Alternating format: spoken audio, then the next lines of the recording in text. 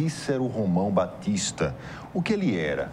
Um padre preocupado com as causas populares? Um homem rico e poderoso do sertão, dono de consciência e dos votos? Uma fraude?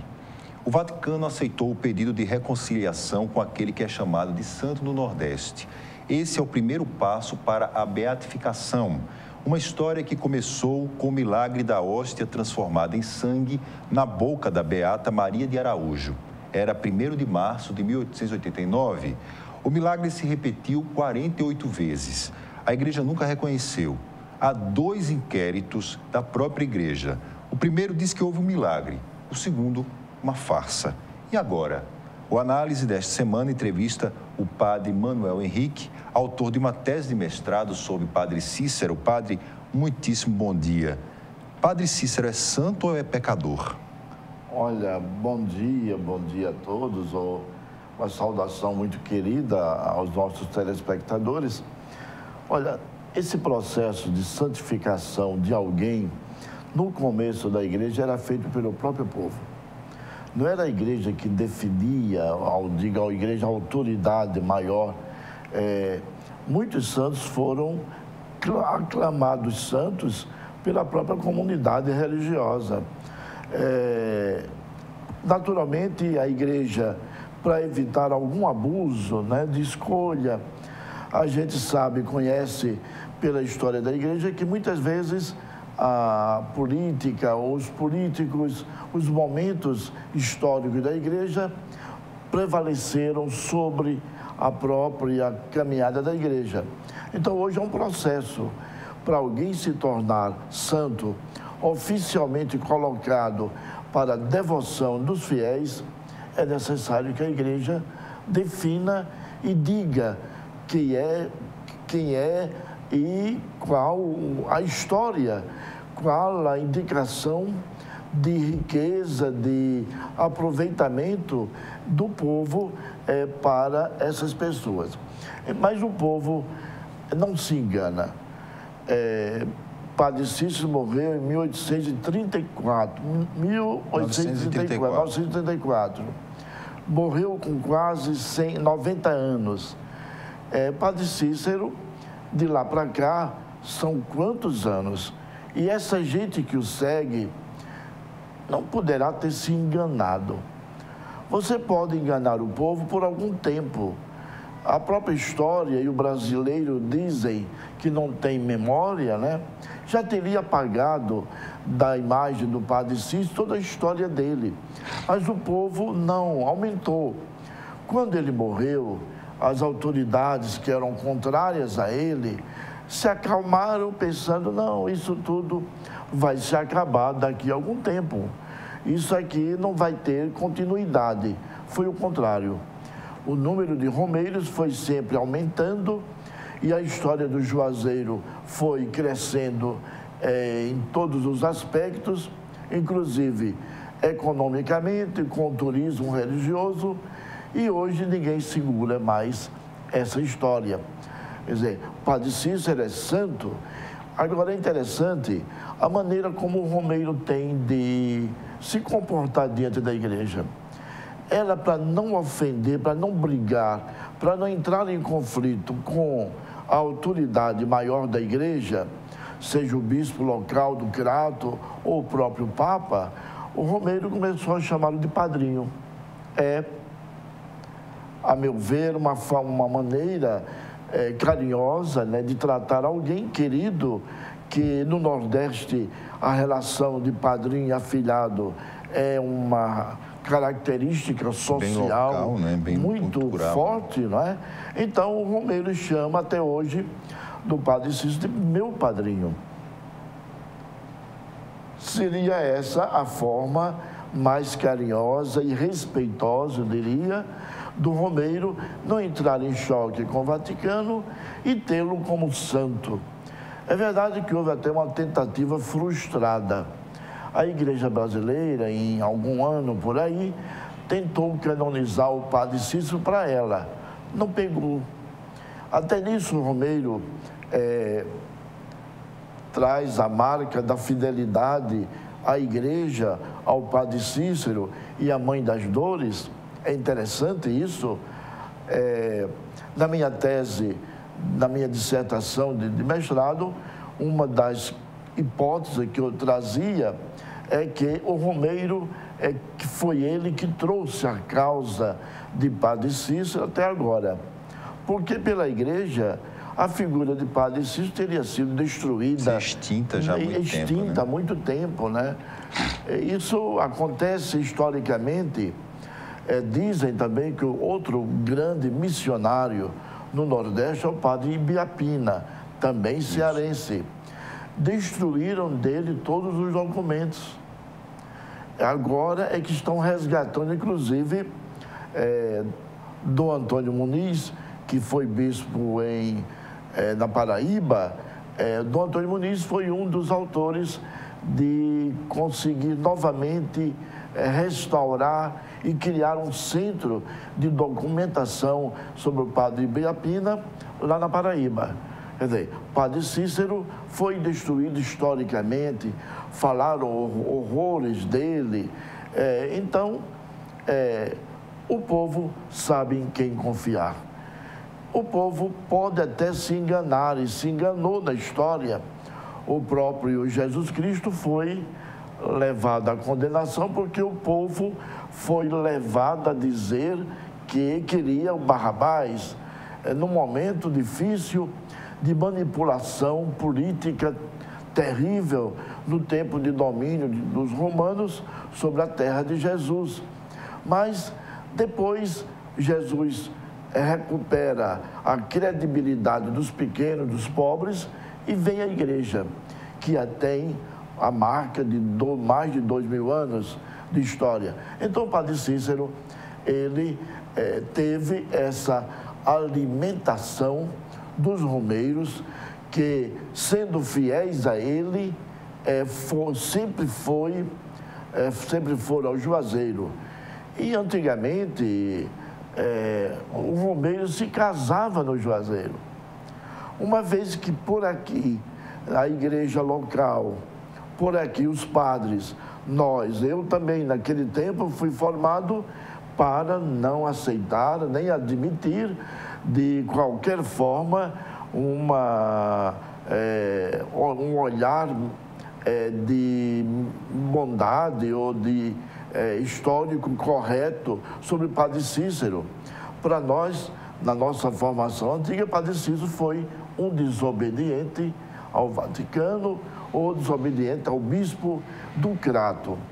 Mas essa gente romeira, essa gente é que é realmente a grande responsável pela causa do Padre Cícero. Não foi a Igreja, não. Não foi a Igreja porque os bispos do Crato, até o último bispo do Crato, aliás, o penúltimo, que é bispo emérito, Dom Newton, que ainda está vivo, andou fazendo ainda críticas e participando de movimento contrário à beatificação ou à reabilitação histórica de Padre Cícero.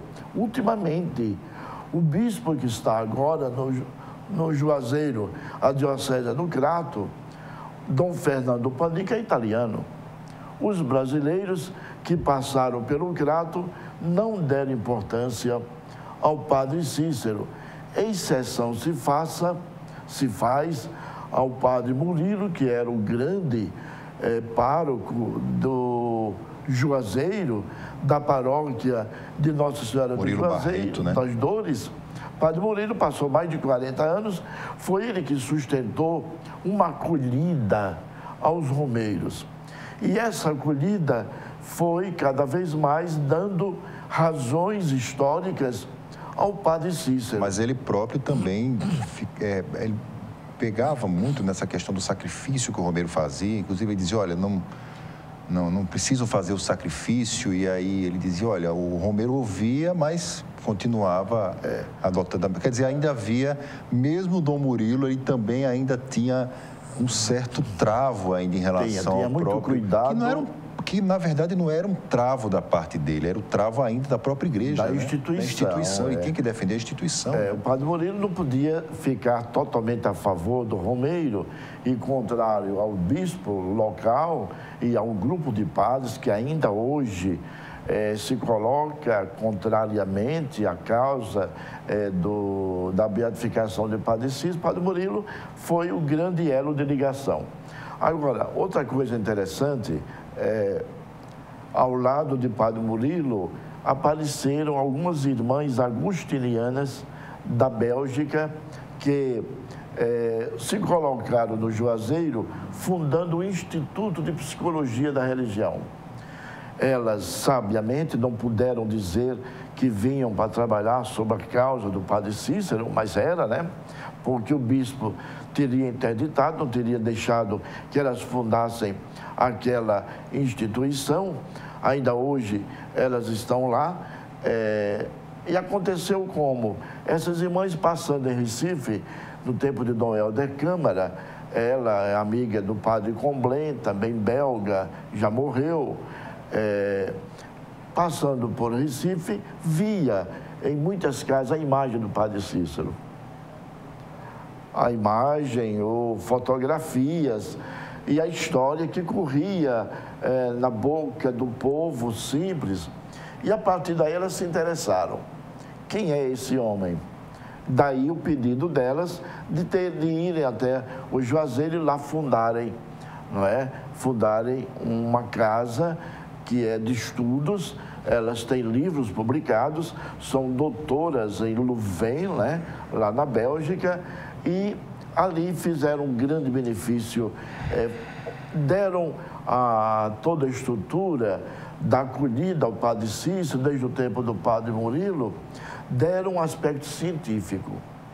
Elas não deixaram que a causa fosse levada simplesmente pela onda da devoção do povo. Do fanatismo popular. Do fanatismo, né? Ali houve uma orientação científica estudada. Uma das coisas bem feitas lá é a liturgia. A liturgia das celebrações do Juazeiro. Dom Fernando Panic é um grande liturgo, é um grande estudioso da liturgia, mas ele encontrou uma equipe de acolhida muito boa, acolhe-se o Romeiro muito bem, daí se saber quantos vêm de cada estado, sobretudo no mês de setembro, e as temáticas de cada peregrinação, isso levou muito em conta nessa caminhada do Juazeiro em comunhão com a igreja. Mas, o padre, talvez o ponto mais, digamos assim, mais controverso da história de Padre Cícero seja exatamente a questão do milagre. E aí se saber se o que aconteceu ali, no momento em que o sangue que escorria da boca da beata, se aquele sangue era de Cristo, ou não era de Cristo, ou era do padre, ou era da beata, enfim. Aquele sangue era de Cristo e tem como se comprovar que aquele sangue era do Cristo. Como é que a igreja vai chegar a essa conclusão? A igreja chega à conclusão que o sangue não é de Cristo. O sangue é humano. E o fenômeno de alguém expelir sangue ou brotar sangue de alguma parte do seu corpo não é um fenômeno isolado da Beata Maria de Araújo. Outros santos da igreja, Francisco de Assis, Padre Pio na Itália e outros mais, passaram por essa experiência humana, eu diria biológica. O próprio Evangelho fala que Jesus suou sangue. Então, a partir disso, agora, era um momento de muitas aparições naquele tempo. O apostolado da oração aparece porque Jesus teria aparecido a Margarida Maria Alacoque, muitas aparições, muitos milagres eucarísticos, Lanciano na Itália, que até hoje movimenta e atrai muita gente. Santarém também tem uma história até meio conturbada, em meio à história de feiticeiras. Quer dizer, tudo isso faz parte de uma época, mas não daquele tempo, porque há pouco tempo ainda aconteceu Padre Cícero talvez acreditasse que fosse o sangue de Cristo. Mas a igreja definiu que não pode ser o sangue de Cristo de forma nenhuma. É uma experiência humana, é um fenômeno humano. E é verdade que aquilo provocou toda a onda contrária ao Padre Cícero. A princípio, o Padre Cícero escondeu, guardou, silenciou, por isso o bispo ficará contrário a ele. Houve duas comissões, uma com o padre Antenor, que mostrou que o fato era verdadeiro, que não havia nenhuma manipulação química ou coisa parecida, e o fato, para se mostrar a questão objetiva, o fato se repetiu várias vezes. E na frente de muita gente, não era apenas num reservado, numa sala reservada onde havia missa, e isso acontecia. Não, isso acontecia publicamente, espontaneamente. Os panos do sangue da boca da Beata foram guardados e escondidos. Isso foi motivo de muita confusão também. Ainda existe hoje também, né? Ainda existe, né? Motivo de muita confusão. Então, essa questão hoje, para mim, ela é causa terminada. No entanto, foi ela que causou toda a confusão, a ponto de se chamar uma questão religiosa do Juazeiro. É uma questão religiosa por causa disso. No entanto, por conta desse milagre, ele vai ser retirado da paróquia. A igreja que ele ajudou a construir, ele nunca chegou a ser pároco dela, proibido de celebrar a missa. Ele assistia à missa junto com os fiéis na igreja matriz. Imaginem essa atitude como humilhação. Você imagina o cara mais querido do povo, que o povo todo ia para o Juazeiro por causa dele. Humilhantemente a igreja o tratava desse jeito. Ele recebia o povo na sua casa, na janela de sua casa. Me impressiona o fato de ainda hoje ter gente que possui cartas escritas.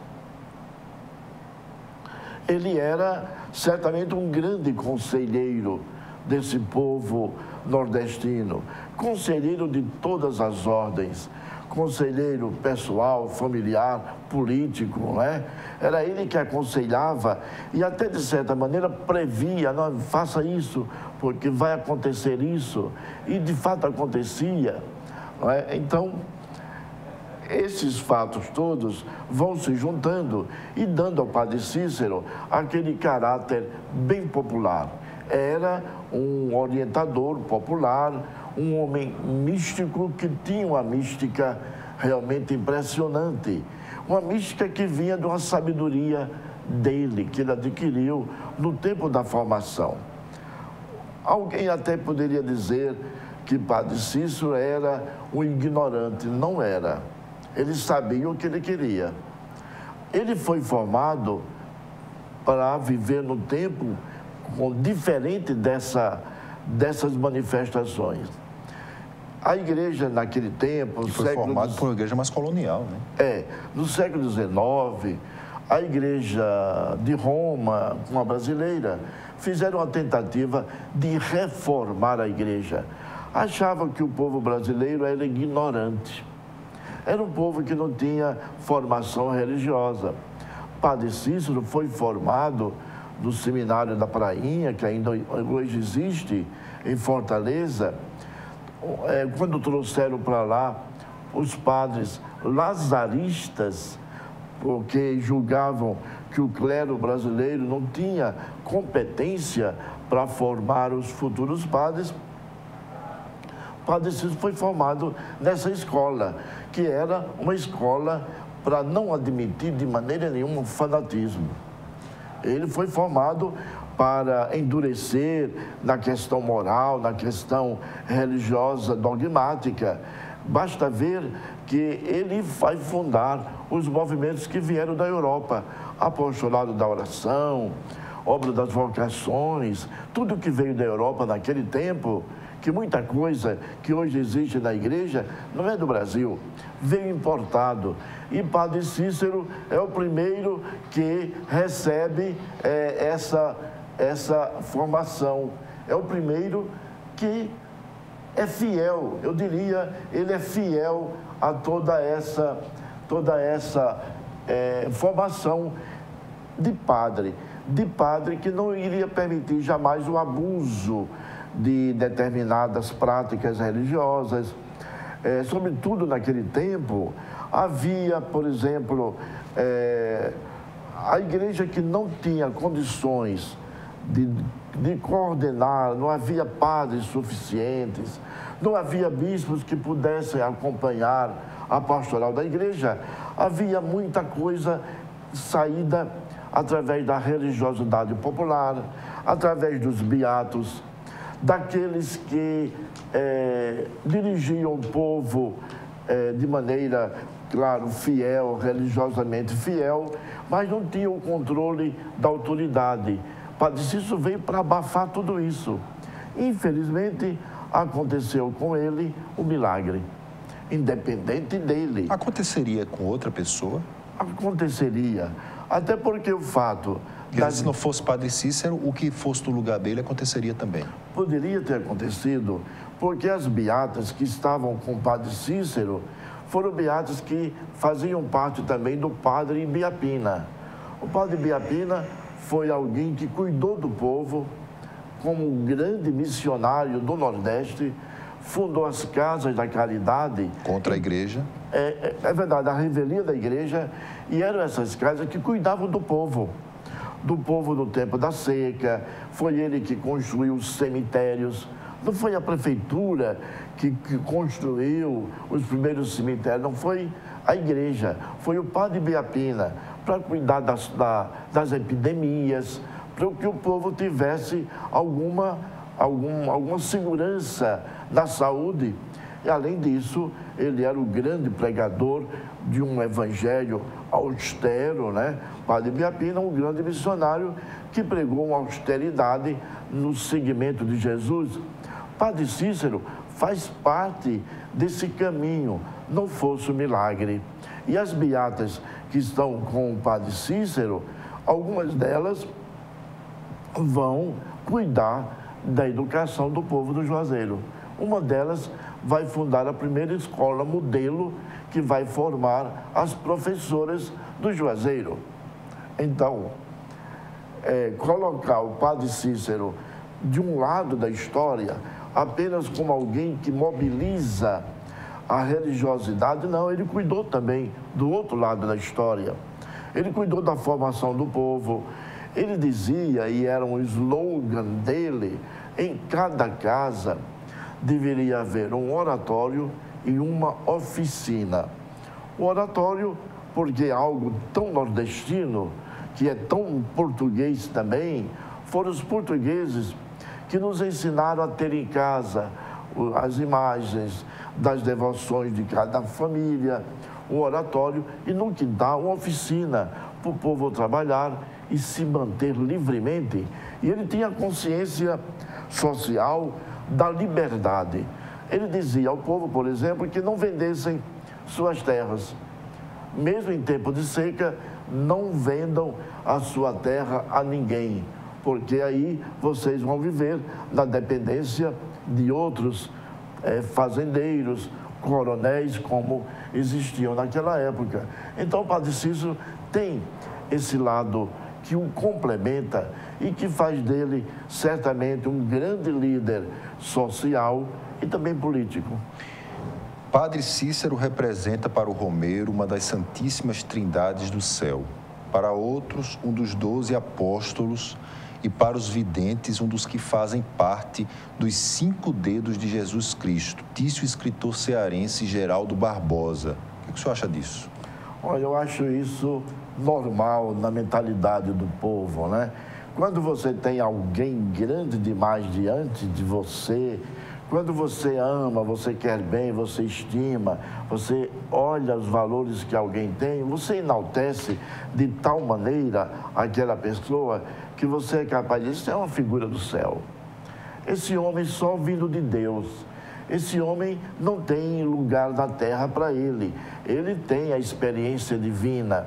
Quer dizer que o Padre Cícero, ele e o Pai Eterno se topam, né? Era a linguagem que eles falavam. Hoje já é diferente, porque a Igreja do Juazeiro tem tido cuidado de dar a eles formação teológica correta, sobretudo através da liturgia, e através da liturgia dos encontros das romarias, que a equipe do Juazeiro cuidou de educar com folhetos, com livros, com toda uma formação já atualizada sobre a teologia da Igreja. Padre, nós vamos fazer um rápido intervalo, nós voltamos já com a análise aqui pela TV Mar, canal 25 na NET.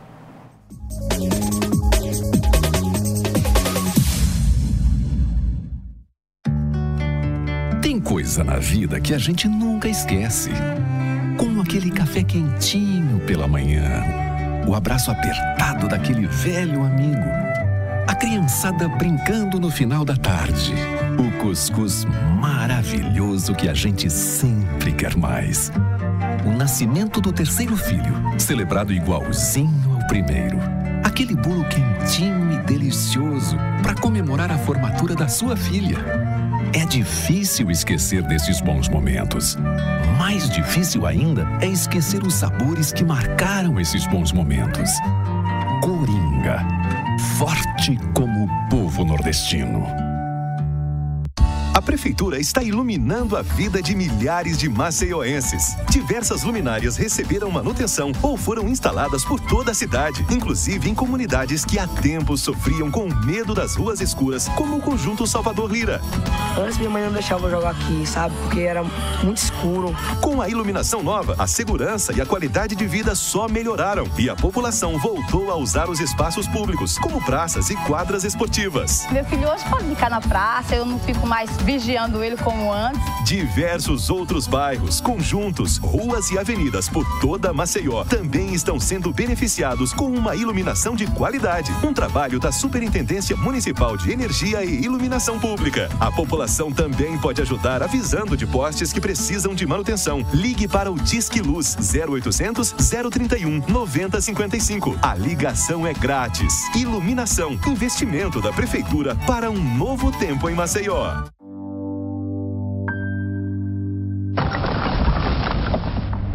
Nenhuma criança está segura trabalhando.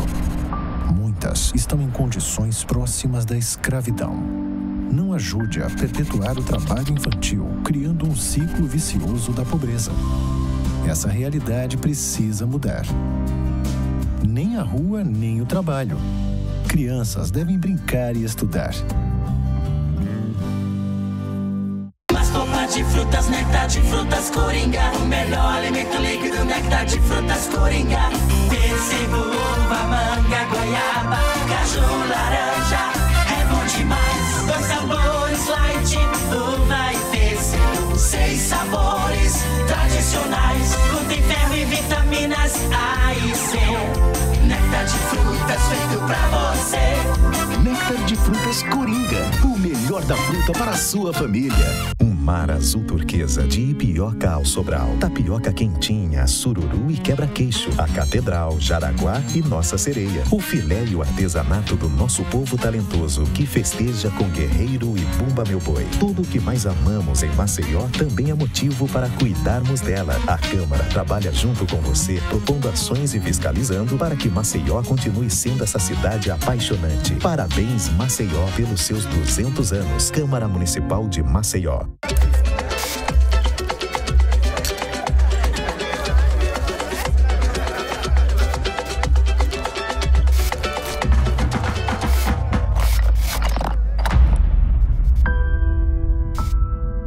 José tem 9 anos e tem sua infância destruída trabalhando em uma carvoaria. Isso precisa mudar. Trabalho infantil. Você não vê, mas existe.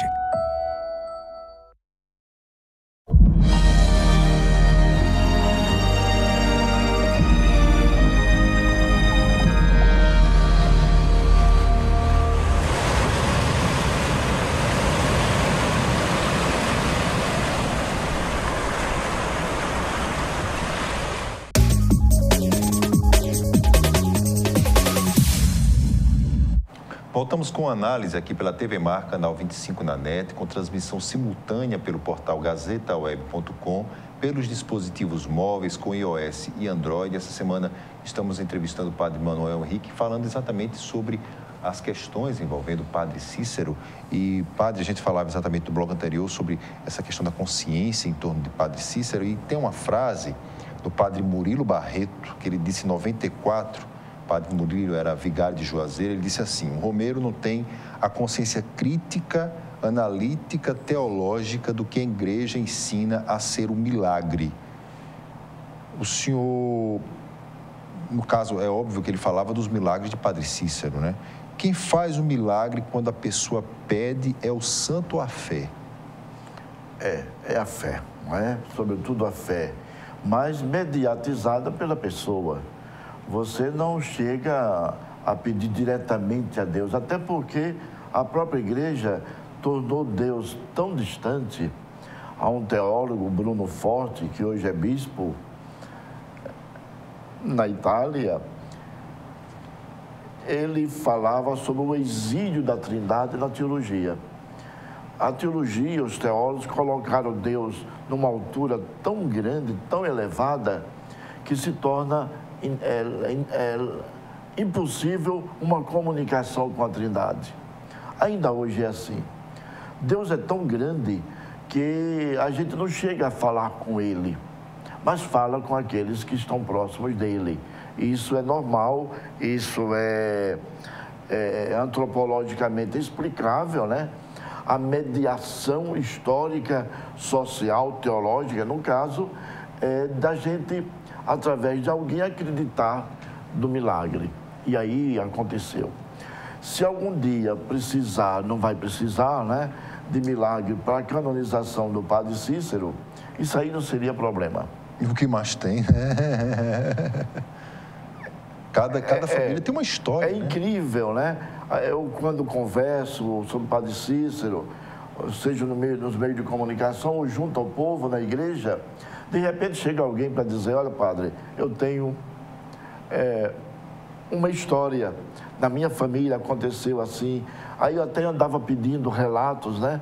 Então me escreva, me dê o relatório disso aí, põe o nome da pessoa, a data, o telefone, se possível até o nome do médico que cuidava dessa causa, porque no Vaticano teria que ter a comprovação médica para alguma causa, mas não vai ser preciso, porque o que mais se comenta são os milagres do padre Cícero.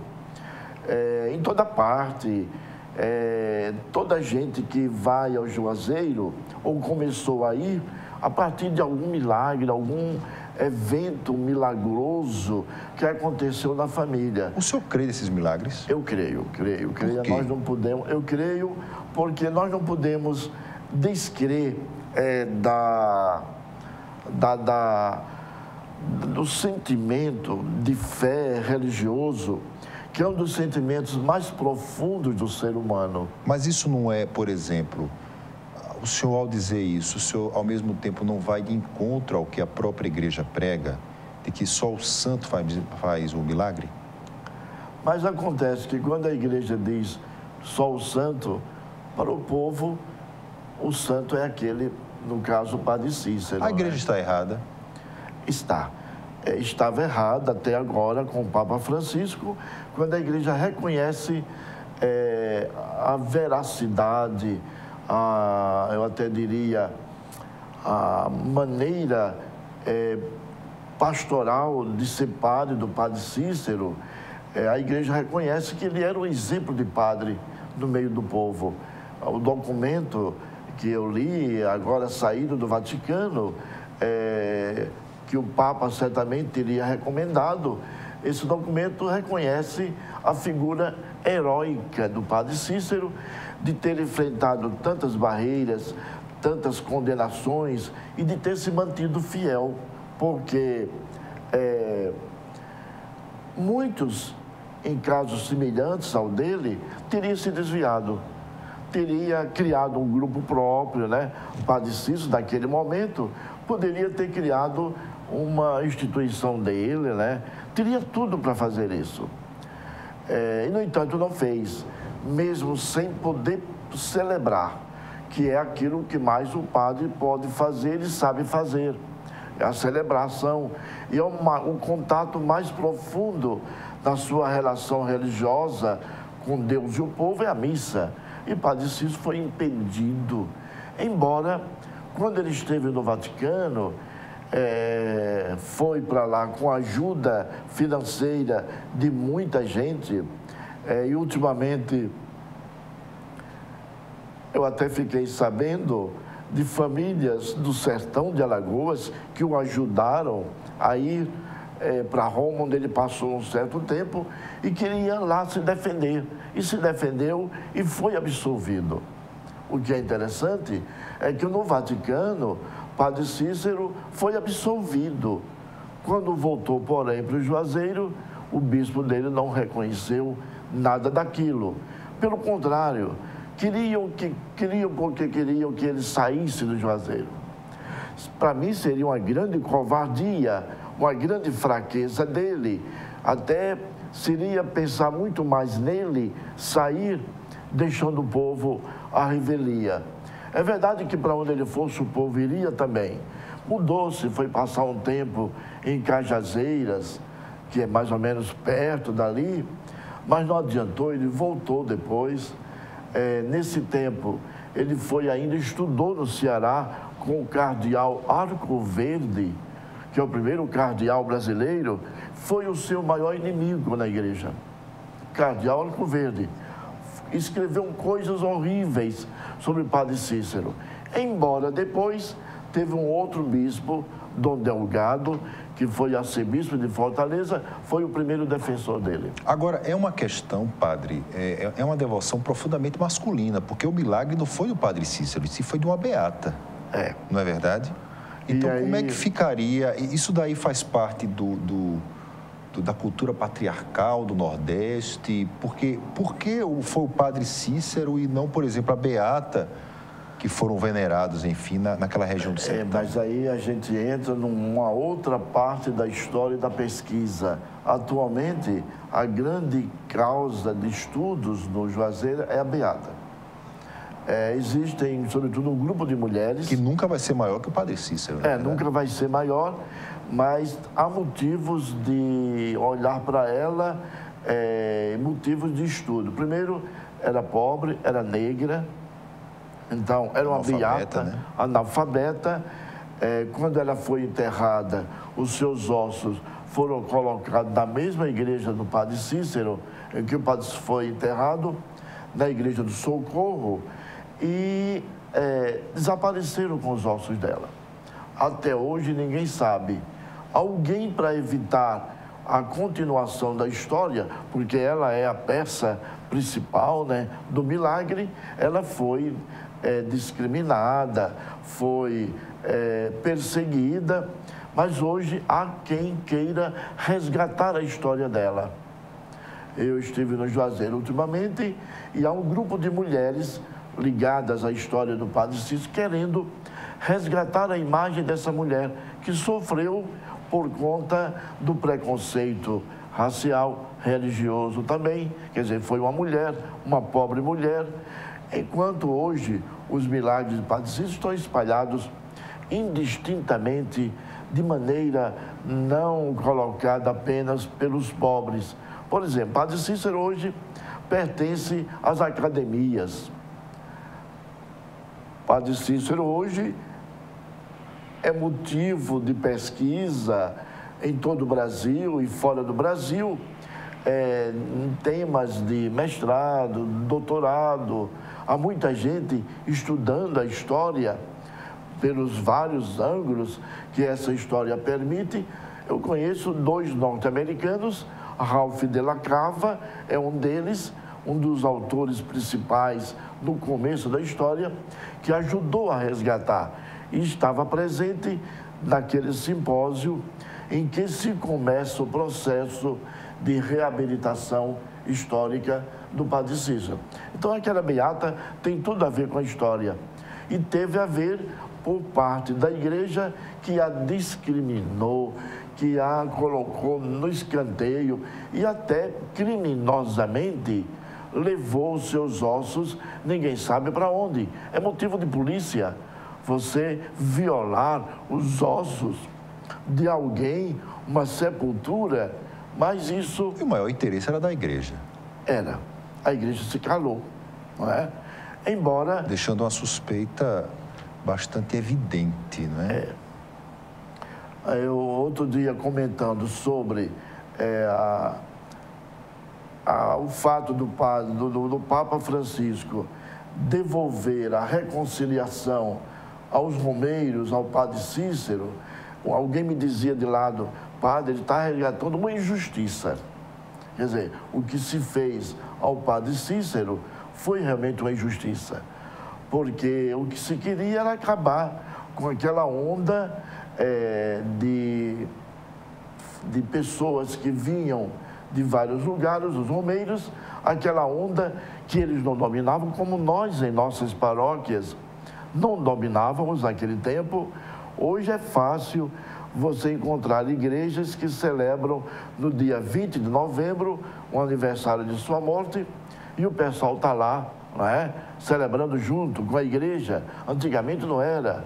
Os romeiros foram tangidos dos seus lugares e foram para o Juazeiro como o único recanto onde eles podiam privar de um tempo sagrado e de um espaço sagrado.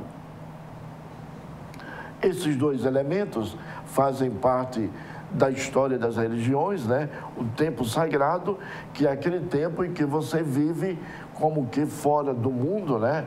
É um momento especial da fé, diferente dos outros tempos, é o tempo da festa, e o espaço, aquele lugar ali é sagrado. A gente conhece isso desde o tempo de Moisés, que se aproxima da sarça que está pegando fogo, e uma voz diz, não se aproxime, tira as sandálias, porque esse lugar é sagrado. Existe para o ser humano essa distinção do sagrado, do tempo, do espaço, em meio ao profano, aquilo que está fora, que não leva você à comunhão com Deus. Agora, no caso, padre, vamos lá. Se considerar a ideia da beatificação de Padre Cícero, a igreja, ela invariavelmente vai abrir o espaço para que outras pessoas, também do sertão, e tão polêmicas como o Padre Cícero, também possam alcançar um dia o status de ser santo. Vamos lá, o senhor falou do Padre Biapina, que o Padre Cícero ele seguia o rastro do padre. Nós temos a figura de Antônio Conselheiro, que inegavelmente também tem a sua história muito ligada à questão da fé e da crendice popular, e outros tantos conselheiros que surgiram naquela região do sertão. Como é que a igreja vai resolver isso daí? O Código de Direito Canônico, como é que ele vai conseguir distinguir? Olha, Padre Cícero pode, Antônio Conselheiro não pode. Como é que fica isso? Olha, eu voltaria atrás ao tempo do Papa Pio XII, quando se questionava sobre a morte de Pedro em Roma, né? Onde está a Basílica de São Pedro. E o Papa Pio XII abriu a pesquisa, as escavações. Lá, quando a gente visita o túmulo de Pedro, ela está no meio de muitas escavações. Significa que a igreja abriu e confiou à ciência o papel de pesquisar. O mesmo ela está fazendo com o sudário. Há um momento em que a igreja sozinha não tem essa competência da ciência. E ainda porque a igreja acredita que a fé e a ciência se complementam. Não há uma oposição só na cabeça de alguns extremistas racionais e que perdem, por isso mesmo, a própria razão até de discutir certas questões. A igreja confia na ciência. E aí, no caso do Padre Cícero, ela expôs tudo, documentações, cartas, as falas dele, as personalidades que estiveram ligadas ao Padre Cícero, como a de Floro Bartolomeu. Exato. E de outros, né? Isso vai acontecer com Antônio Conselheiro. Aliás, já acontece.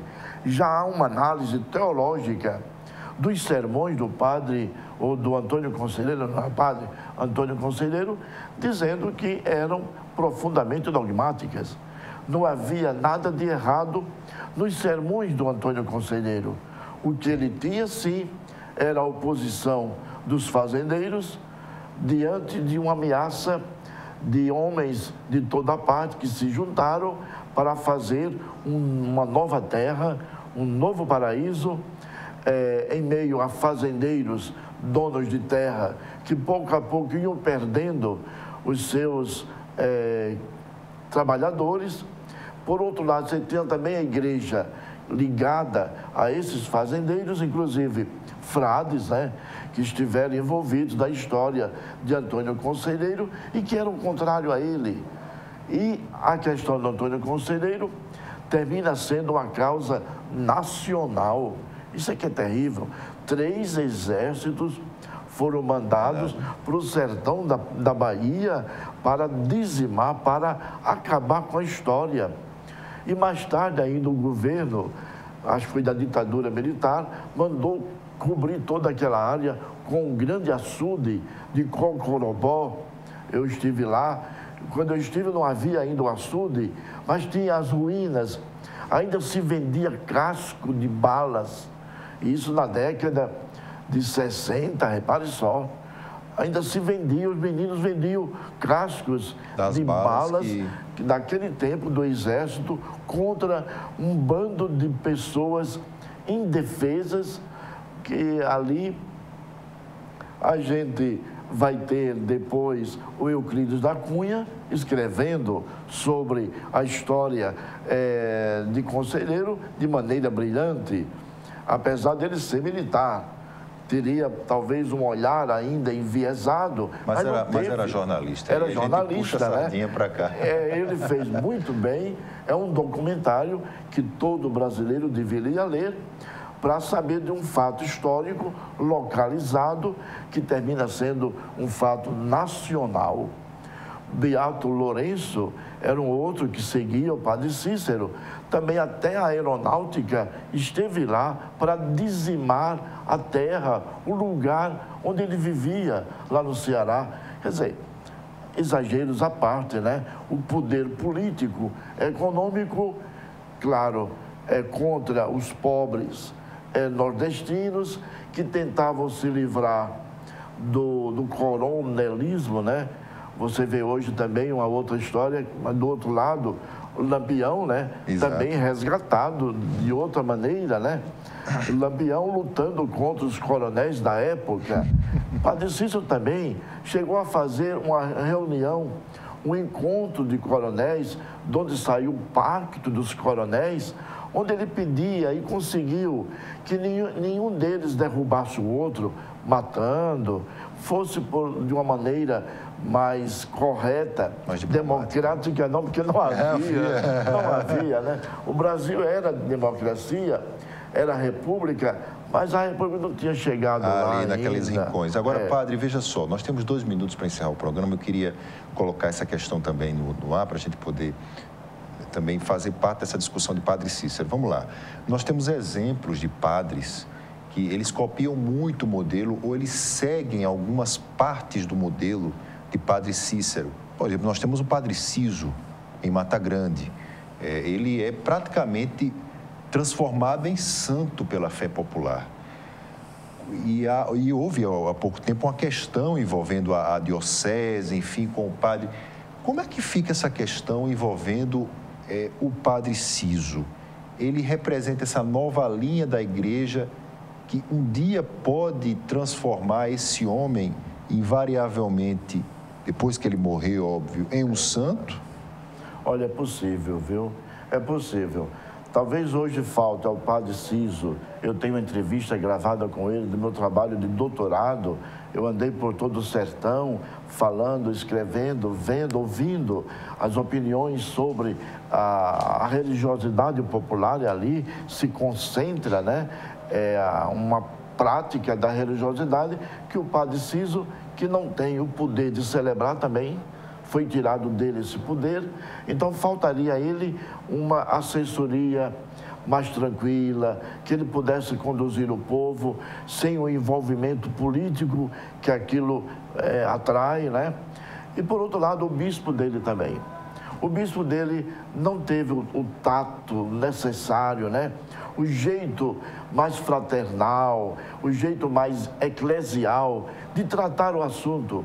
O bispo queria que o padre Cícero desse tudo para ele. Quando o padre Cícero diz que não, isso aqui é meu, é da minha família, é patrimônio da minha família, eu não posso tirar isso e dar de graça à diocese e o povo. Aí a outra pergunta que eu faço, e o povo? Quer dizer, o povo vai ficar abandonado depois de tudo isso? Se tiram o padre Cícero e o bispo não quer saber do padre Cícero, quem vai substituir a figura paterna, amiga, fiel do povo, que é o padre Cícero? O bispo não respondeu a isso. É uma situação complicada. Padre, muitíssimo obrigado pela sua entrevista aqui no nosso programa. O senhor é o último entrevistado aqui do Análise desse ano. Nós agradecemos imensamente. O senhor praticamente foi a cereja do bolo desse ano tão conturbado que nós enfrentamos aqui no nosso programa. No nosso programa eu falo, no nosso país, no nosso estado, enfim. Muitíssimo obrigado a você também, telespectador, pela sua companhia durante todo esse ano. Um feliz ano novo para você e até a próxima semana. Vamos a 2016.